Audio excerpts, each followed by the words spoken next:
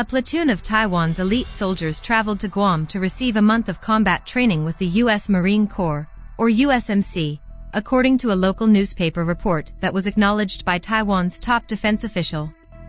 Just under 40 members of Taiwan's Republic of China Marine Corps, or ROCMC, 99th Marine Brigade were selected to take part in exercises including amphibious and airborne assault, urban warfare, and joint operations training, led by their American counterparts, Apple Daily reported.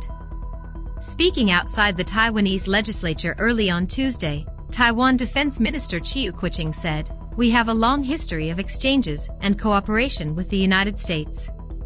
There is necessary interaction on some levels, and this forms part of the exchanges."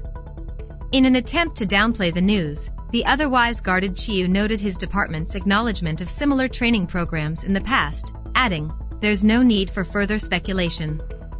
U.S. Defense Department spokesperson Lieutenant Colonel Martin Miners told Newsweek, "I don't have any comments on specific operations, engagements, or training, but I would like to highlight that our support for and defense relationship with Taiwan remains aligned against the current threat posed by the People's Republic of China, and is in line with our commitments under the Taiwan Relations Act and our One China policy." The Apple Daily report said the month-long program is happening under the Luho Marine Roar program, established in 1958, while the U.S.-Taiwan Mutual Defense Treaty was still in effect. It was revived in 2017 after having concluded with the end of official diplomatic relations between Washington and Taipei in 1979. The treaty was superseded by the Taiwan Relations Act, or TRA, which doesn't include a defense guarantee. However, the TRA, supported by then-Senator Joe Biden, obligates the U.S. to supply Taiwan with the necessary arms and services to maintain a sufficient self-defense capability. There is an additional requirement for the U.S. to maintain its own military capacity to resist any resort to force or other forms of coercion that would jeopardize the security, or the social or economic system, of the people on Taiwan. According to the Taipei-based newspaper, Luho is run through the American Institute in Taiwan's Kaohsiung office in the south of the island.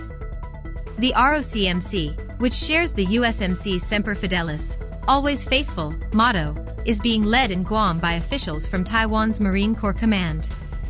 The troops are being taught the latest in USMC combat tactics, while American officials are expected to review and assess their capabilities, Apple Daily said.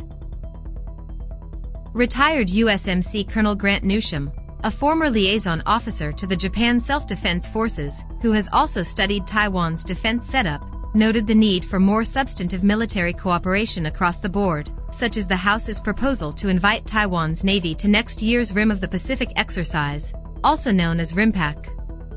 Due to Taipei's lack of formal diplomatic relations with the U.S. and other major parties in the region, its armed forces have suffered levels of isolation similar to those experienced by Taiwanese diplomats. Taiwanese Marines are benefiting from interacting with troops from another country, Newsham told Newsweek. "Think of a baseball team that finally gets to play a game with another team, rather than always playing inter-squad games. You only improve when you play with other teams. You need to keep doing this, of course. Not just a one-time event," he added. "But the real test is what comes next," Newsham said.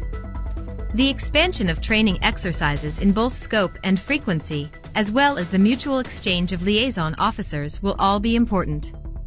In a CNN interview last week, Taiwan's President, Tsai Ing-wen, confirmed the presence of U.S. military instructors who are assisting the island's defense preparations.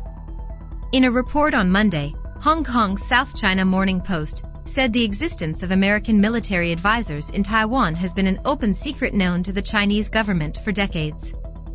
Military sources in Beijing told the paper that Tsai's announcement was taken as a politically motivated attempt to provoke China. While Tsai became the first Taiwanese leader in the many decades to openly acknowledge the assistance, she wasn't the one who made the initial revelations. In early October, unnamed U.S. officials separately confirmed to the Wall Street Journal and the Financial Times that American Special Forces instructors had been rotating in and out of the island for training duties for a number of years. There are also Taiwanese officers and Air Force pilots who are being schooled and trained at American academies along with students from other nations. While Tsai became the first Taiwanese leader in the many decades to openly acknowledge the assistance, she wasn't the one who made the initial revelations.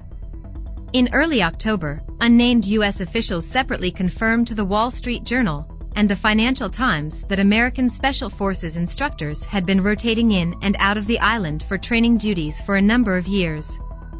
There are also Taiwanese officers and Air Force pilots who are being schooled and trained at American academies along with students from other nations.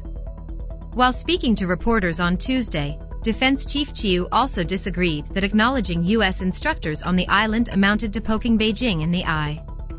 "We're not provoking anyone. They leave when the training ends.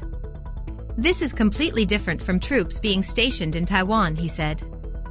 "As for how the other party wants to define it, I don't know and don't understand."